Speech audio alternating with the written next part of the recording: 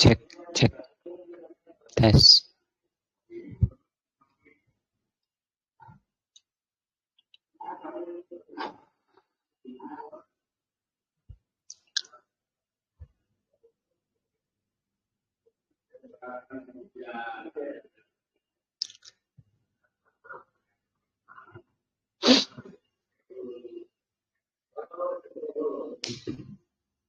Cek.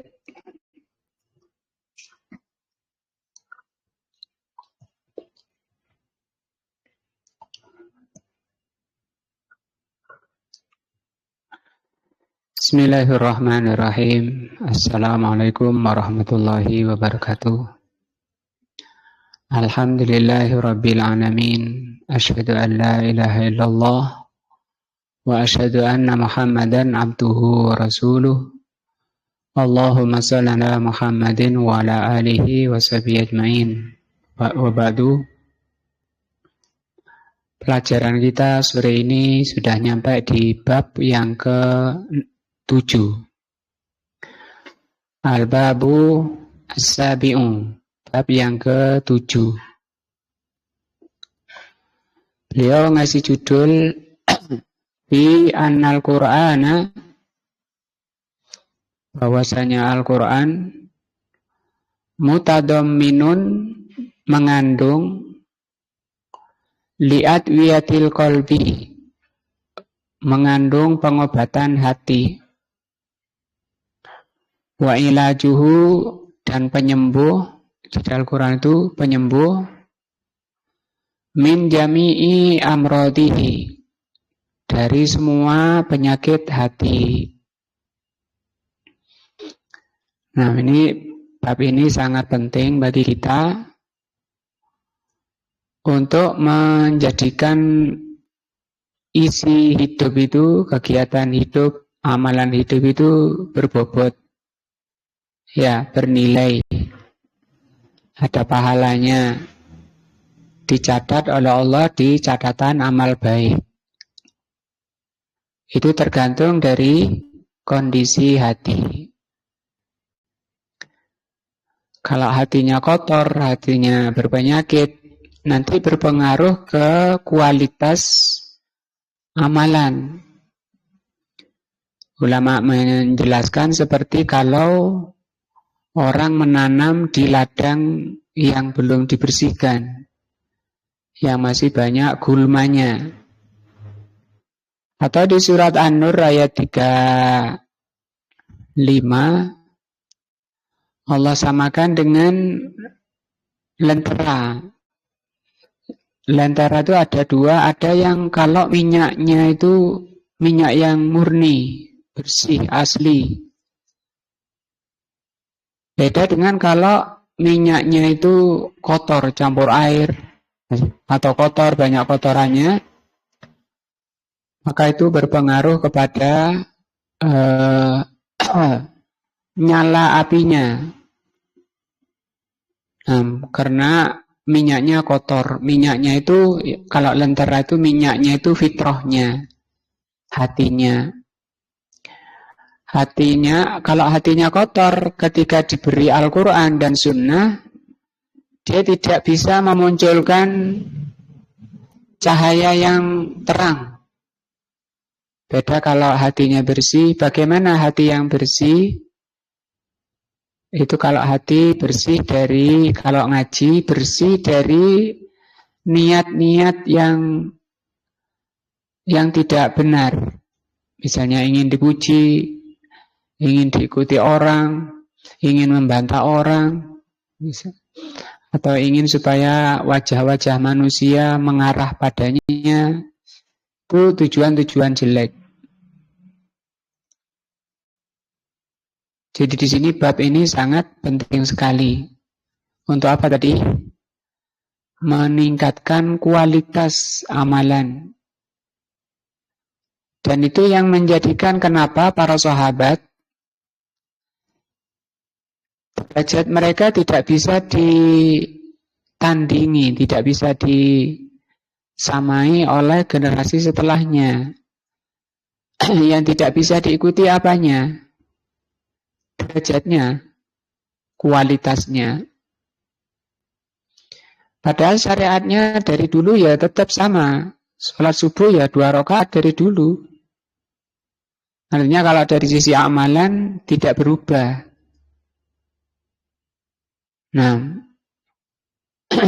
tapi yang menjadikan mereka tidak tertandingi adalah karena apanya?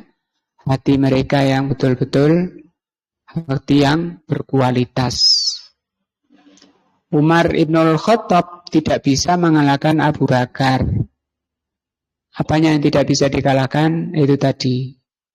Karena kata para sahabat, karena kondisi hati Abu Bakar yang sangat besar, sangat agung, yaitu keimanan.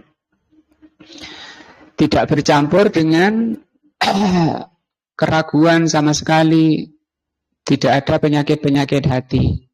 Maka di sini akan dipelajari apa saja penyakit hati dan bagaimana cara pengobatannya dan apa obatnya. Ya.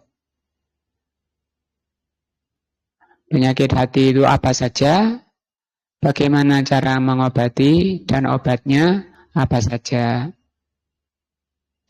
Pak Gun, bengong Pak Gun. Hai.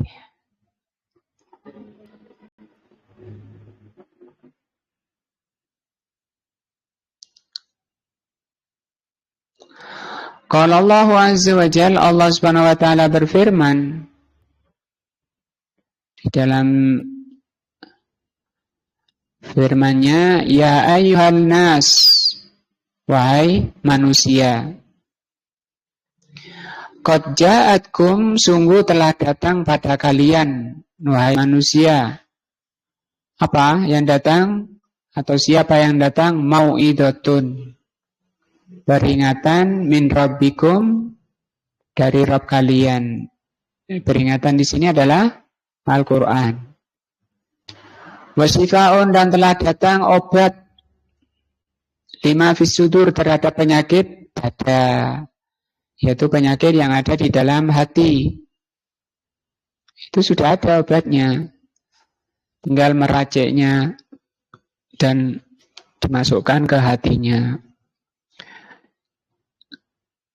Cuma bisa masuknya itu tergantung memang kondisi hati. Kalau tadi hatinya kotor, sama dengan ladang yang mau ditanami padi, kok nggak diairi dulu, nggak dibersihkan dulu, ya susah masuknya, susah tumbuhnya. Juga firman-Nya, wa nunazzilu minal Qur'an, dan diturunkan dari Al-Quran itu ma huwa syifa, diturunkan di dalam Al-Quran itu ma huwa syifa, yang menyembuhkan, wa rahmah, dan di Al-Quran itu isi rahmah.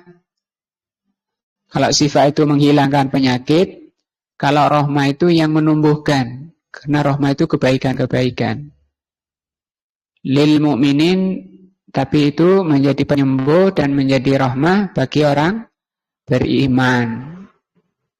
Kalau ragu atau imannya kurang, maka fungsi Al-Quran juga kurang efek. Dua ayat yang beliau bawa di sini. Wa qad taqaddama, dan sudah berlalu pembahasan an-najma'a amradil qalbi, bahwa kesimpulan dari penyakit hati itu banyak. Cuma kalau dijadikan satu, dikumpulkan, hiya amradus subuhat wasyahawat, digolongkan atau disimpulkan hanya menjadi dua. Jadi penyakit hati itu dua saja kesimpulannya. Bukan berarti cuma dua. Penyakit itu banyak sekali, tapi disimpulkan menjadi dua golongan. Yang pertama disebut subuhat, yang kedua disebut syahwat. Subuhat itu kerancuan. Kalau syahwat itu keinginan nafsu. Seperti orang dari semangat kerja mengejar dunia sampai enggak ngaji, enggak taklim. Itu kena penyakit ya, namanya penyakit syahwat. Ngaji itu enggak penting gitu ya. Yang penting itu kerja. Yang penting itu dunia. Itu namanya penyakit apa? Syahwat. Kok bisa ngomong gitu? Karena penyakitnya di hatinya. Karena kalau mulut ini hanya menteri, hanya penerjemah dari hati. Oh ini wong loro gitu bisa kita katakan. Loro apa? Hati. Penyakitnya apa? Syahwat. Kalau syubhat itu artinya kerancuan, yaitu orang yang beragama tanpa ilmu. Ilmunya itu tidak datang dari Allah dan Rasul-Nya. Juga tidak diamalkan oleh Rasulullah SAW dan para sahabatnya. Itu namanya syubhat, kerancuan. Ini mencakup semua golongan-golongan yang kata Rasulullah ada 72 golongan yang sesat, golongan yang menyimpang, golongan yang keluar dari jalan yang lurus, as-siratal mustaqim. Kapan dikatakan menyimpang? Kalau keluar dari standarnya, dari tolak ukurnya di dalam beragama. Siapa itu? Rasulullah dan sahabat. Bagaimana menyimpangnya? Dia bikin pemahaman-pemahaman sendiri yang disebut dengan pemahaman KW. Tidak apa? Tidak ori. Jadi pemahaman itu ada dua, ada yang ori, ada yang KW. Rasulullah sendiri mengatakan iftaraka ummati ala salasin wa sab'ina firqatan. Umatku itu pecah menjadi 73 firqah, golongan. Sintani wa sab'una finnar, yang 72 itu masuk neraka. Wa wahidatun fil jannah, satu saja yang di surga. Wahia al-jamaah, yaitu jamaah. Sehingga banyak orang sekarang ngaku jamaah semua, padahal nggak ada yang sama. Jamaah ini, jamaah itu. Dan masing-masing mengeklaim dirinya dialah yang ori. Ya, yang 73 itu ngaku ori semua, nggak ada yang ngaku KW. Semua bawa dalil Al-Quran, Sunnah. Nah bagaimana keluarnya tadi? Nah, sehingga ada sahabat yang tanya, mahiyal jamaah? Siapa jamaah yang nggak masuk surga, yang nggak masuk neraka itu ya Rasul? Kata beliau, ma ana alaihi wa ashabi, yang aku berada di atasnya dan sahabatku. Selainnya itu KW dan itu penyimpangan dan itu diancam neraka, itu dosa, itu maksiat. Ya walaupun pakai dalil, tapi sing memahami kayak sampean ini siapa? Nah, kayak gitu. Walaupun orang yang membunuh Utsman, membunuh Ali, ya pakai dalil. Cuma dalilnya dipahami sendiri. Mereka mengkafirkan muslimin, mengkafirkan penguasanya, pakai dalil. Tapi pemahamannya apa? KW. Kalau aslinya, kalau ayatnya tetap. Kalau ayat tidak bisa dirubah. Sama Al-Quran dan Sunnah itu obat. Sama dengan obat yang di apotik. Nah, di apotik itu isinya obat. Sama dengan Al-Quran dan Sunnah. Tapi supaya obat di apotik itu bisa menyembuhkan penyakit, tidak bisa semua orang datang ke sana, Pak, ambilkan ini, ambilkan itu, ambilkan ini.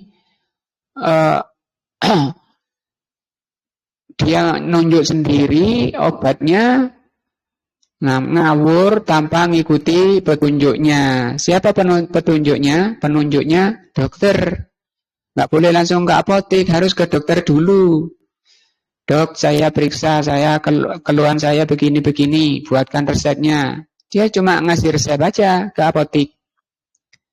Maka orang-orang yang beragama tanpa mengikuti Rasulullah dan sahabat, sama dengan orang tadi langsung ke apotik. Itu kan obat, semua ya obat itu. Terserah saya, sakit lambung kok beli bodrek, ya. Itu kan gak tepat, ngawur. Sama tadi, bisa binasa. Sehingga beragama kayak tadi, kayak orang. Jadi kata beliau Al-Imam Ibnul Qayyim rahimahullah, penyakit hati itu dua.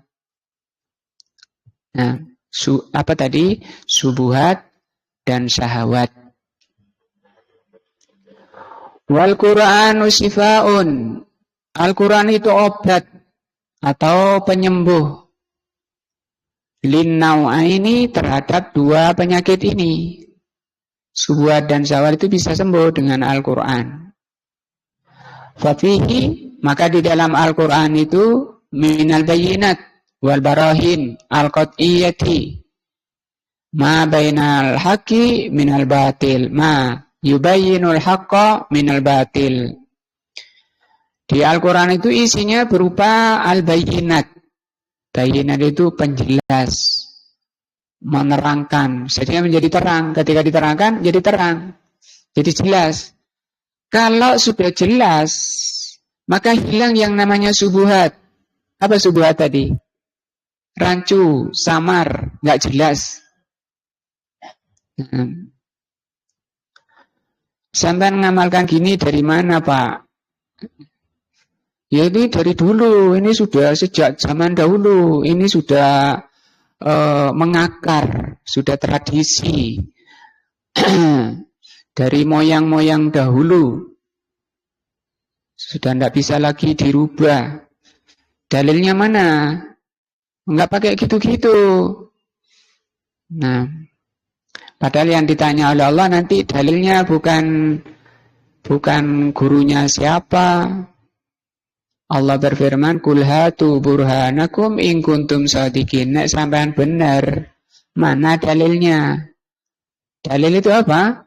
Al-Quran dan As-Sunnah yang dipahami oleh Rasulullah dan sahabat.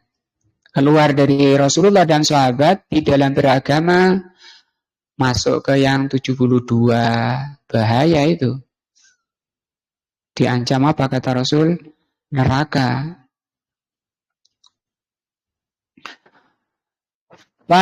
Tazulu, maka dengan Al-Quran yang dipahami dengan pemahaman Rasulullah dan sahabat akan nampak jelas terang benderang, ilmu di depannya, jalan di depannya terang benderang. Tazulu, maka akan hilang dengan ilmu tadi amradus subuhah, penyakit-penyakit subuhat hilang, kerancuan-kerancuan hilang. Maka di sini pentingnya memilih guru, pentingnya memilih tempat ngaji. Harus dilihat sampean ngajar dari mana ilmunya. Nah, kalau baca ayat hadis semua orang bisa mengurai, menjelaskan, pokoknya pinter ngomong, iya kan? Pokoknya bisa ngomong ya ini ayat kok, gitu. Tapi kemana pemahamannya? Tadi yang membunuh Utsman juga pakai ayat. Dan pengikutnya banyak sampai akhir zaman, kata Rasulullah. Tanda akhir zaman itu banyaknya para penganut paham teroris ini. Apa mereka tidak banyak? Mereka kalau menyihir orang akan mudah tersihir. Karena pintar bicara, retorikanya tinggi. Itu disabdakan langsung oleh Rasulullah, yaquluna biqauli khairil bariyah. Kelompok teroris itu bisa berbicara dengan pembicaraan sebaik-baik pembicaraan. Ahli retorika, menyihir orang. Kenapa dikatakan menyihir? Karena bisa menampakkan yang batil, yang jelek, yang rusak kelihatan baik. Itu padahal tongkat tali-tali di zaman Nabi Musa itu bisa di mata orang kelihatan ular ya.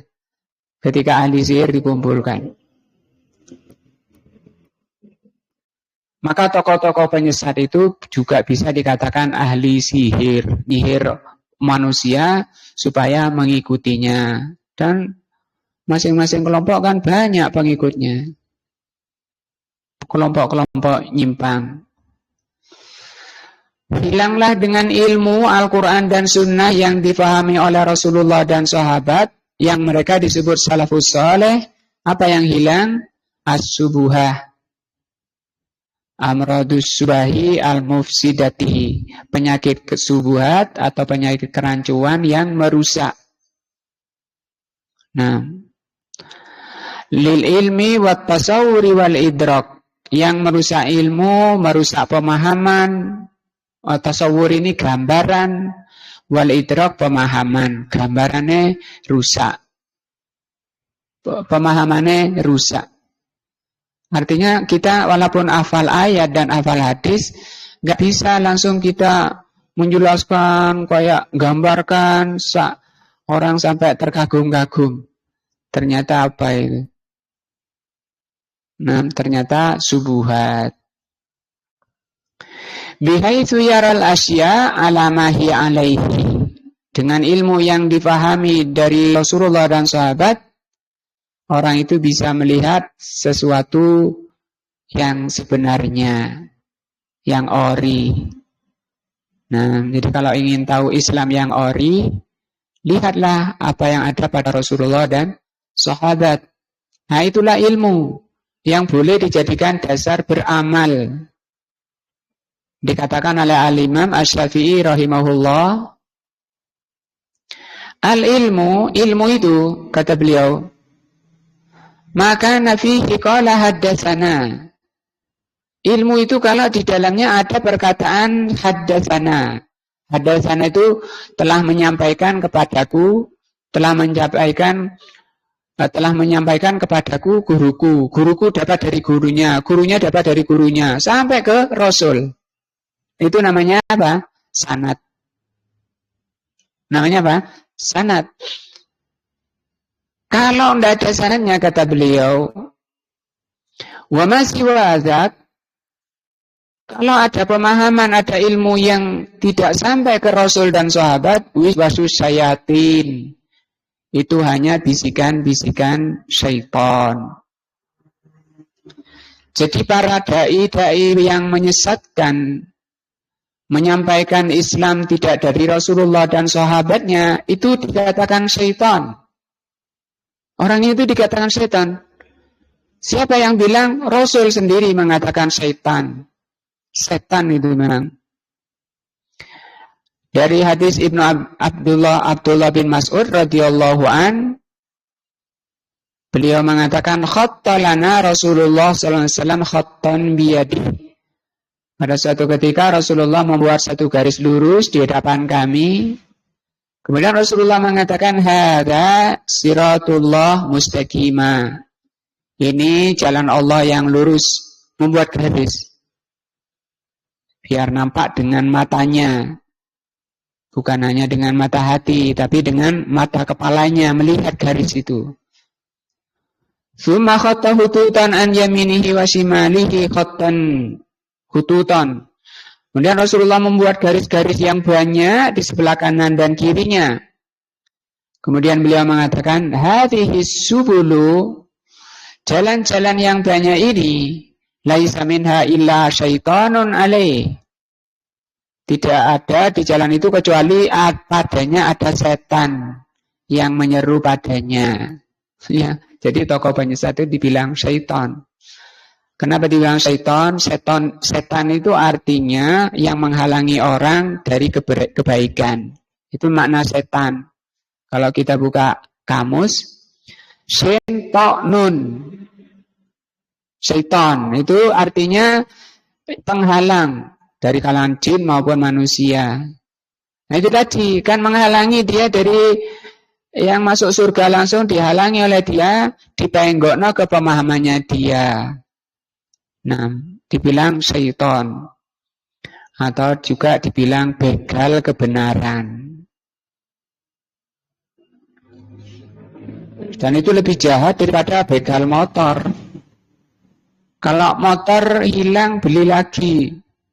Tapi kalau kesesatan, itu susah. Susahnya apa? Dia mengira itu kebenaran. Dikandani wangi lepol karena itu meyakini kebenaran. Ya, kandanannya, susah banget. Lah iki bener sampean iki sapa? Sampean mondoke pirang tahun? Kok berani-beraninya nasihati saya? Ya, kurang ngerti, kurang pernah makan pojoke pondok wis berani sini. Nah, berani nasihati aku. Ketika sampean datangi tokoh-tokoh kesesatan. Nah, sehingga dia tidak merasa salah dan tidak perlu taubat. Beda dengan begal. Begitu ditangkap sama polisi atau dikeroyok massa, ya dia langsung terucap dari lisannya, tobat aku tobat, tobat Pak tobat. Artinya kan dia merasa salah. Kalau ini yang pertama merasa salah enggak? Enggak. Sehingga enggak perlu taubat. Enggak salah kok tobat. Nah itu yang 72 tadi, enggak merasa salah. Nauzubillah. Untuk bisa berada di yang ori itu diperlukan apa? Taufik dari Allah Azza wa Jal. Maka kita harus terus berdoa kepada Allah, memohon apa? Taufik dan hidayahnya di jalan yang lurus. Walaysa tahta adimis sama, kata beliau Al-Imam Ibnul Qayyim rahimahullah, tidak ada di bawah kolong langit ini kitabun, satu kitab, mutadamminun lil barahini wal ayati ala matalibil aliyah. Tidak ada di bawah kolong langit ini satu kitab pun yang mengandung, yang berisi ayat-ayat yang mengandung nilai tertinggi, ilmu tertinggi, tidak ada. Minat tauhid, apakah itu tauhid, keimanannya, akidahnya, akidah tertinggi dari Al-Quran. Keimanan tertinggi kalau dari Al-Quran. Wa itsbatis sifat, ketika mempelajari sifat-sifat Allah, itu terbaik dari Al-Quran. Maka tidak perlu lagi menoleh ke kitab-kitab lain. Belajar kitab Allah banyak di pesantren-pesantren, di kampus-kampus Islam. Belajar sifat Allah bukan dari Al-Quran dan Sunnah, tapi dari kitab lainnya. Memberi sifat Allah kidam. Kira jamian kidam. Kidam ini apa artinya? Apal tapi gak ada artinya. Nggih, Pak. Napa Pak ya? Kidam. Kan sering dek musola. Allah wujud, kidam, bako. Apa kidam?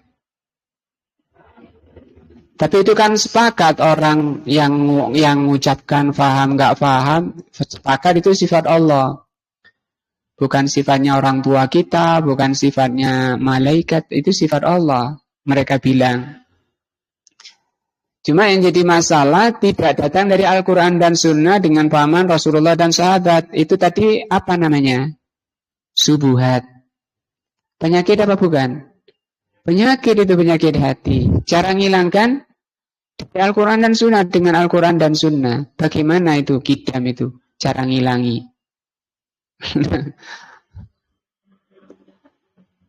Dipelajari ayat. Nah, kidam itu bahasa Arab. Bahasa Indonesianya dahulu. Apa ya salah dahulu? Ya, tapi untuk dijadikan sifat Allah, apalagi dijadikan nama, itu tidak benar. Sama ngerti daun pisang yang sudah kering, atau daun kelapa yang sudah jatuh, itu kan yang dahulu. Atau rongsokan, besi tua, itu apa namanya? Kidam bahasa Arabnya. Loh kalau gitu Allah punya sifat jelek kayak gitu, rongsokan. Nah, maka semua makna yang mengandung kejelekan itu tidak dijadikan sifat bagi Allah Azza wa Jal.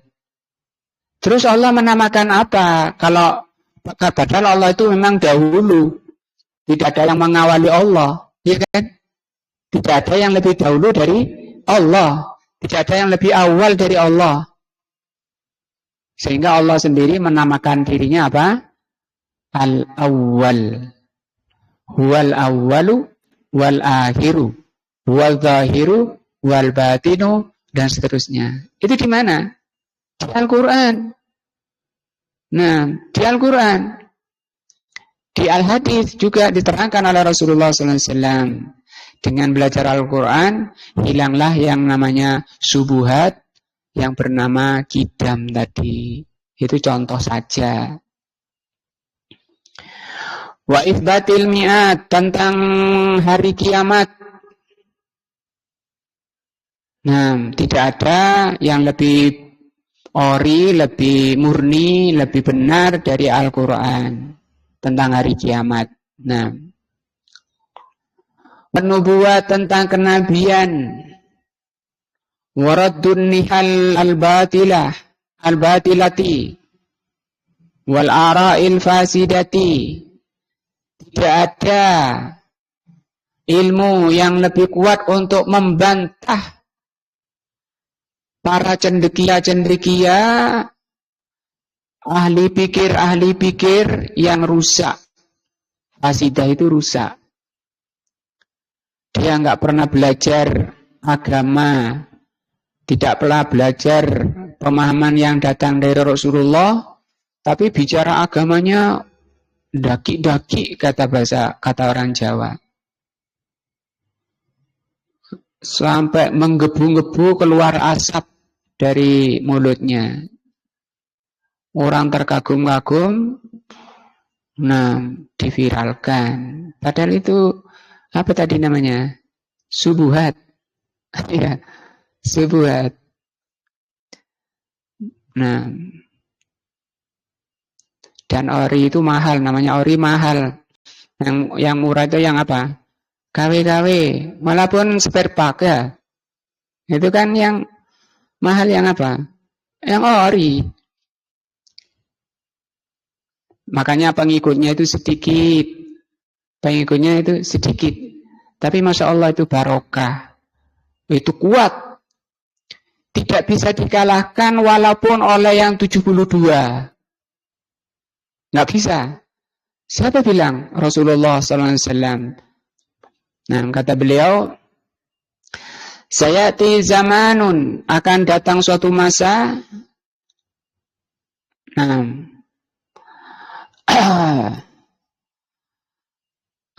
sayati zamanun zahirina alal haq.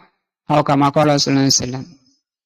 Orang-orang yang senantiasa zahir itu nampak terang-terangan, tanpa basa-basi, tanpa alang-aling, menampakkan kebenaran. Zahirina alal haq.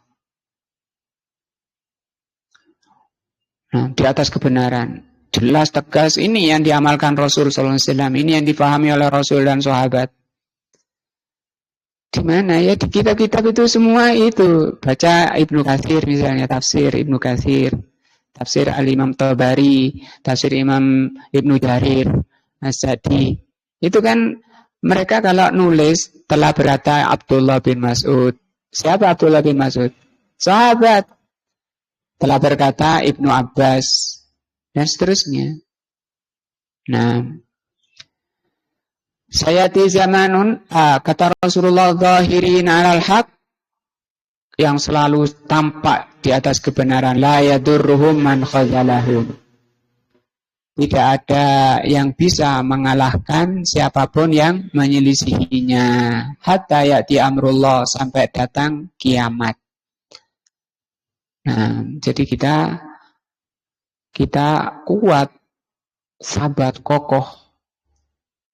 Kaki kita, hati kita kuat. Asalkan berpegang dengan orang-orang dengan agama yang dipegangi oleh orang-orang sukses, orang-orang yang telah diberi nikmat oleh Allah, Rasulullah dan sahabat.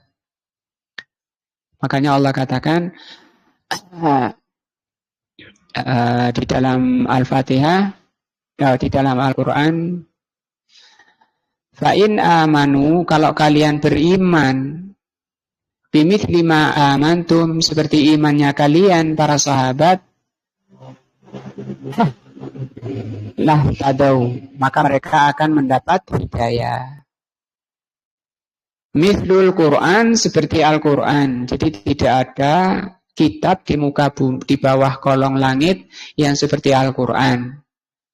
Baik dari sisi menjelaskan akidah, tentang hari kiamat, tentang kenabian, maupun ketika membantah para cendekia dan ahli pikir. Artinya kita selamat dari kesesatan. Rasulullah bersabda, taraktu fikum syai'aini, aku tinggalkan pada kalian dua perkara. Lan tadillu ba'dahuma, kalian tidak akan sesat selama berpegang pada Al-Quran dan Sunnah dengan pemahaman salaful ummah. Kitab Allah wa sunnati, yaitu kitab Allah dan sunnahku. Fa'innahu, karena Al-Quran itu kafilun, maka Al-Quran itu kafil, pencukup, pembuat orang itu sudah puas, tidak perlu tolak-tolak kanan kiri, lurus ke depan, tidak mudah terpengaruh oleh ahlus subuhat tadi, ya. Nah, bidzalika kullihi, cukup dengan Al-Quran, digigit dengan gerahamnya. Mutadamminun lahu ala atammil wujuh wa ahsaniha. Al-Quran itu kandungannya merupakan kandungan paling sempurna dan paling baik. Ahsan itu paling baik. Wa akrabuha, dan paling gampang, paling mudah, ilal ukul, untuk difahami. Nah, kalau ingin paham agama dengan mudah, gampang, pelajari apa yang dipelajari sahabat pada Rasul sallallahu alaihi wasallam. Wa afsahuha, dan paling fasih, bayanan, penjelasannya paling jelas. Nah, fahuwa sifaun alal haqiqati, maka Al-Quran karena seperti itu, paling sempurna, paling baik, paling mudah difahami, menjadi obat alal haqiqati, secara hakikat. Artinya benar-benar manjur. Min atwa'is subuhi, dari berbagai penyakit subuhat, wasukuk, dan keraguan. Sekarang habis ini pulang, jenengan pulang, masih ragu apa enggak kalau kidam itu sifat Allah? Nah, itu kan sudah lama, sudah mulai zaman kapan itu? Nah, dan itu sudah turun-temurun, sudah diterima oleh semua orang. Ya, kalau salah nggak boleh diikuti. Nah, karena itu apa namanya? Subuhat, bisa hilang dari Al-Quran. Sampai ke semua itu mungkin yang 20 itu, yang 20 ya, sifat 20 ya. Hafal Pak Yar? Hafal? Rata-rata hafal, masuk gak dihafal, no, hafal dewe bang, pagi sore dipakai pengeras, nggih Pak Yar? Dan jenengan nggih, dan masjid Pak Jumaan juga Pak Jami'an, dan masjid jenengan maos niku. Badan. Mulai kecil itu. Dalam? Mulai TK ya. Mulai tahu. Walakin dzalika mauqufun ala fahmihi, tapi Kapan Al-Quran itu bisa menghilangkan subuhat, penyakit hati subuhat, itu tergantung kepada pemahaman orang itu. Pemahamannya tidak boleh dipahami sendiri Al-Quran dan Sunnah.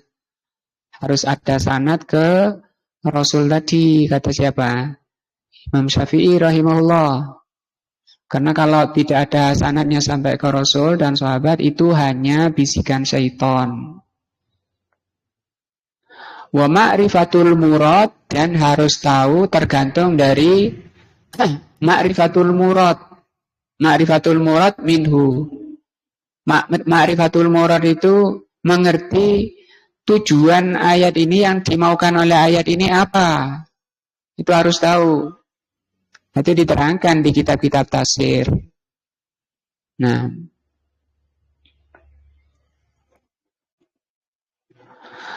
faman razaqahullahu ta'ala dzalika, barang siapa yang diberi rizki oleh Allah Azza wa Jalla untuk itu, mengerti Al-Quran dengan pemahaman salaful ummah, Rasulullah dan sahabat, mudah-mudahan kita termasuk di dalamnya, absarul haq, akan tampak kebenaran itu, wal batil, dan akan nampak kebatilan.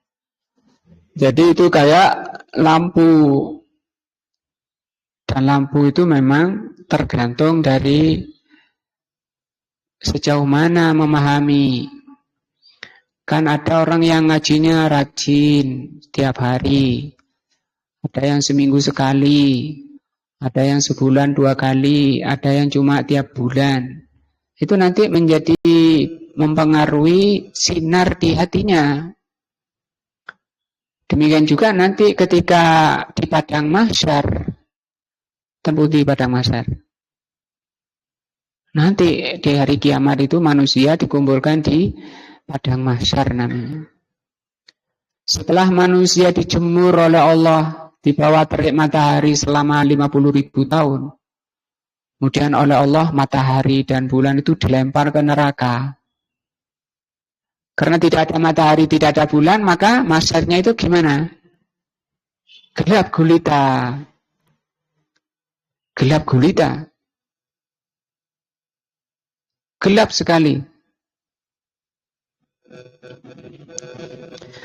Kemudian untuk ke surga, surganya masih jauh. Oleh Allah Subhanahu wa taala dibentangkan sirat, jembatan, yang lebih kecil dari rambut, lebih tajam dari pedang. Hitam. Gelap, ini kondisi gelap. Yang dibutuhkan apa? Sinar. Nah, sinar yang dibutuhkan. Maka di situ oleh Allah Subhanahu wa taala dibagikan sinar kepada orang-orang yang beriman supaya dia bisa melewati jembatan itu sampai ke surga sana. Cuma sinarnya tadi ada bermacam-macam, ada yang terang, ada yang redup, kayak lampu-lampu kita itu loh. Sampai kata Rasul, ada yang cuma ada di ujung jempol kakinya, muncul, hilang, muncul lagi. Kita lihat coba ayat ya, satu ayat tuh. Dan surat apa Pak Gun?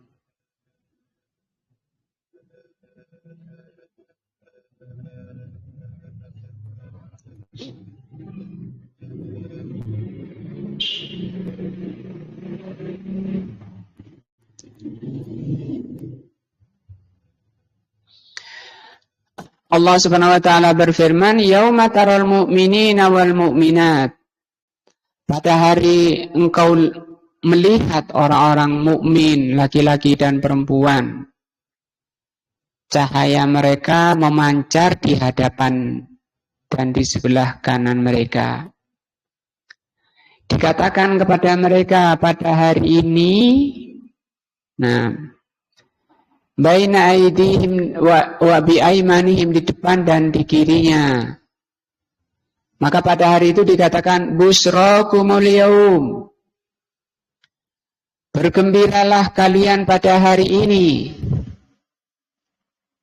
Ini kegembiraan yang paling menggembirakan mukminin di tengah kegelapan, kemudian oleh Allah diberi cahaya. Nah, ini buah dari hasil dari ngaji. Karena kalau ngaji paham, masuk di otaknya, masuk ke hati, itu menjadi cahaya hati. Di dunia menjadi penerang jalan menuju Allah, menuju akhirat. Semakin banyak ilmunya, makin terang di depannya. Oh itu lubang, oh itu batu, bisa dihindari. Itu halal, itu haram, itu makruh, ini mubah. Ya kan? Nah itu nanti jadi cahaya. Ketika mau apa? Nyeberangi. Kalau nggak punya cahaya, tajri min tahtihal anharu khalidina fiha dzalika huwal fawzul azim. Silakan baca tafsir ayat ini. Itu kan nanti cahaya orang beriman. Jadi iman itu bercahaya di hatinya. Supaya di dunia itu bisa hidup dengan benar diridhoi oleh Allah. Al-Quran itu cahaya. Menerangi hati orang-orang di dunia ini. Supaya hidup di dunia ini di bawah bimbingan cahaya Allah Al-Quran. Bisa berjalan di kalangan manusia atas ridho dan cinta Allah. Dikatakan juga oleh Allah Subhanahu wa taala dalam surat Al-An'am mungkin 125.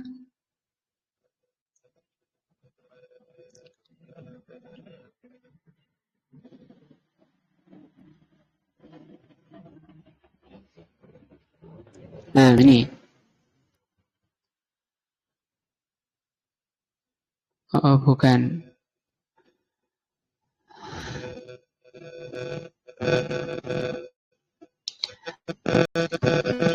122.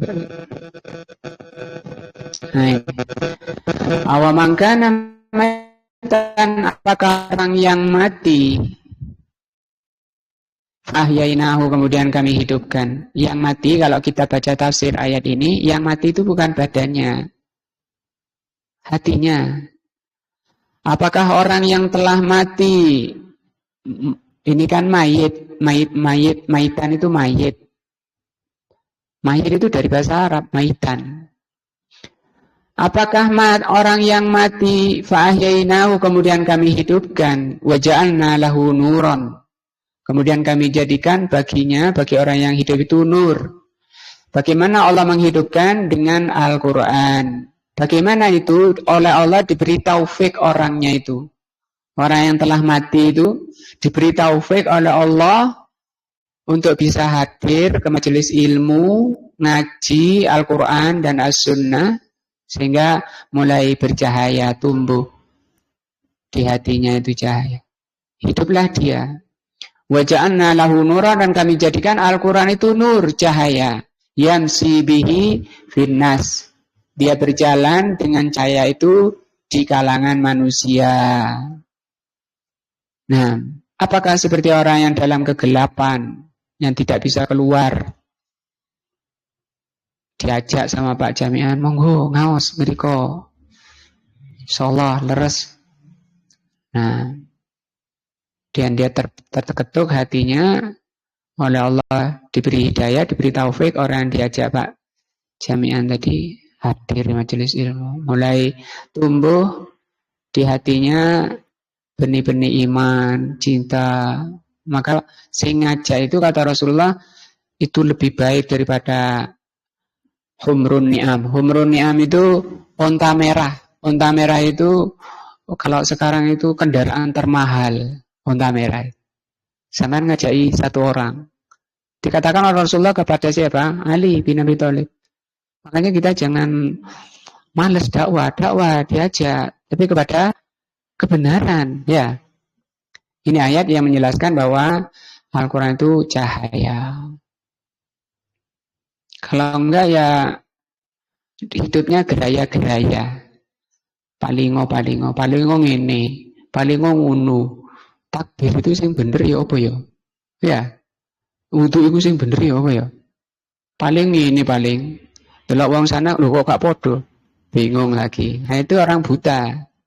Nggak punya cahaya. Kayak mobil ya, kalau ini kayak mobil. Mobil itu masih baru keluar dari showroom ya, atau dari pabriknya. Untuk bisa berjalan, karena alam ini gelap, dia butuh dua. Pertama butuh mesin yang bagus. Maka dengan mesin yang bagus, kata Allah di sini, fa'ahyainahu, kami hidupkan. Sudah nyala. Ya, sudah nyala mobilnya, bisa jalan. Tidak bisa. Butuh satu lagi yang disebut lampu. Dunia itu gelap. Nah, kapan bisa berjalan dengan jalan yang diridhoi oleh Allah? Dengan cahaya Al-Quran.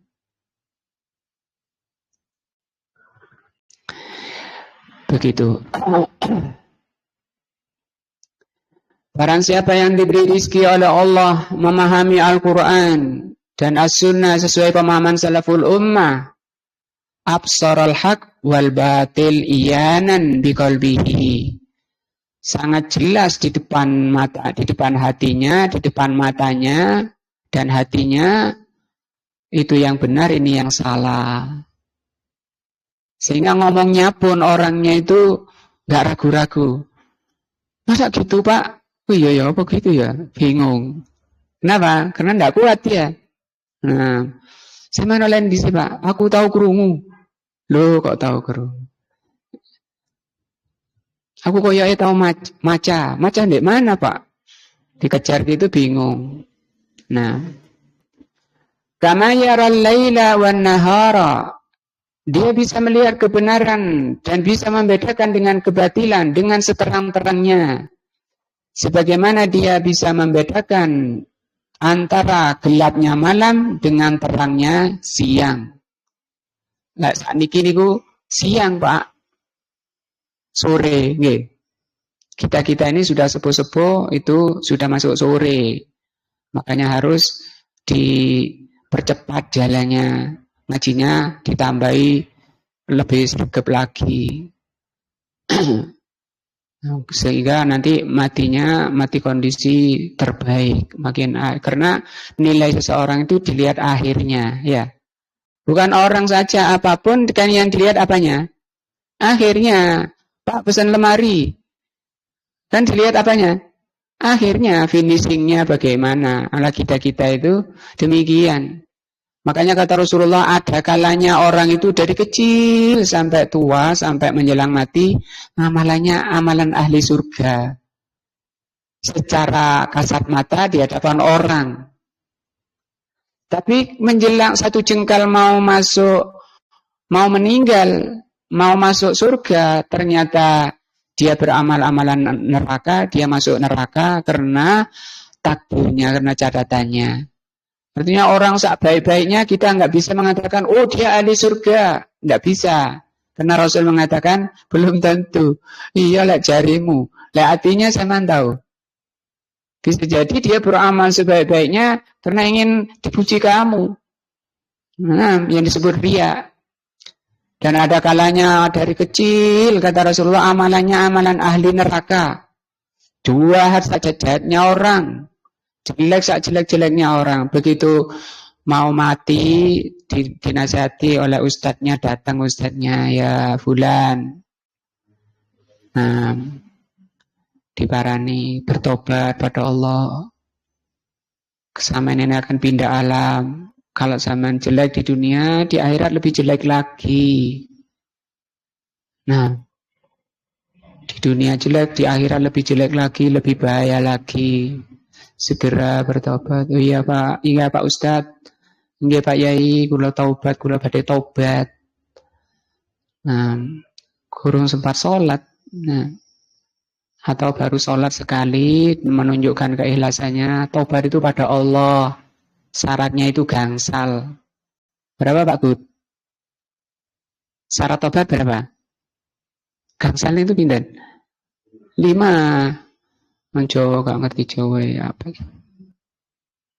Yang pertama harus ikhlas. Karena Allah tobatnya bukan karena mau mati. Ya, tapi karena Allah. Yang kedua, meninggalkan yang dikerjakan kejelekannya tadi. Kalau nggak sholat, segera sholat. Yang teler, segera ditaruh, pecahkan gelasnya. Yang ketiga, menyesal. Nah, yang keempat, tidak mengulangi. Ya, tidak mengulangi. Yang kelima, kalau hak orang itu dibalekno. Aku tahu juga, iku HP-ne iku tolong balekno. Mati aku mati dhisik. Nah, itu berapa Pak Gun? Nah, itu ulang.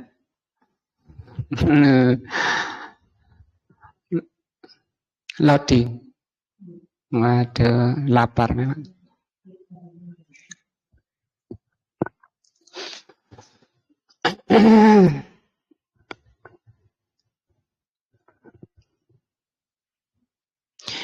Wa alima, dan dia tahu dengan rezeki dari Allah berupa pemahaman yang benar Al-Quran dan Sunnah sebagaimana difahami salaful ummah. Salaful ummah itu artinya pendahulunya umat. Bahasa Arab itu salaful ummah. Salaf itu dahulu. Kalau kita itu moyang. Atau kalau orang Jawa mbah. Nah, iki ajarannya mbah-mbah. Sapa jenenge? Bapak Inten, Bapak Ino. Oh, ada mbahnya Bapak Inten sampai ke Rasul di dalam beragama. Ikut mbah yang lebih dulu lagi. Yang lebih awal lagi yaitu Rasulullah dan sahabat. Kalau ikut mereka pasti benar, diridhoi dan dicintai oleh Allah. Wa alima, dengan ilmu yang Allah karuniakan itu, Al-Quran dan Sunnah dari pemahaman salaful ummah, terang benderang jalan di depannya. Itulah cahaya yang ori. Maka dengan itu alima, dia ngerti, dia tahu annama adahu min kutubin nas, bahwa selain dari Al-Quran dan Sunnah yang tidak dipahami oleh Rasulullah dan sahabat, nah, wa araihim, dan dari kitab-kitab buatan manusia, dan dari hasil pemikiran-pemikiran manusia, wa makulatihim, dan makalah-makalah manusia yang banyak, nah, akan terang dengan itu. Jadi kacamatanya itu pakai kacamata salaful ummah. Lalu dari situ bisa dilihat, oh itu gak cocok ini. Bayna ulumil la siqata biha, bayana ulumun la siqata biha, akan terang ternyata itu ilmu-ilmu yang tidak bisa dipercaya. Alias apa tadi? Subuhat. Dan itu penyakit ya, penyakit hati. Jangan dia masukkan ke hatinya, buang, jangan ditoleh. Nah, wa inna ma hiya araun, itu hanya arok. Arok itu pikiran. Lah pikiran kabeh wong punya, wong ya. Pokok iso maca ayate wis lulus Iqra, wis jadi kiai bisa. Ngomong arok saja. Pokoknya iso ngomong, nah pinter retorika, sudah banyak orang kagum, viral. Wa taklidun, dan itu taklid namanya. Taklid itu apa? Ngikut. Wa baina dununun kadhibatun, itu hanya dunun.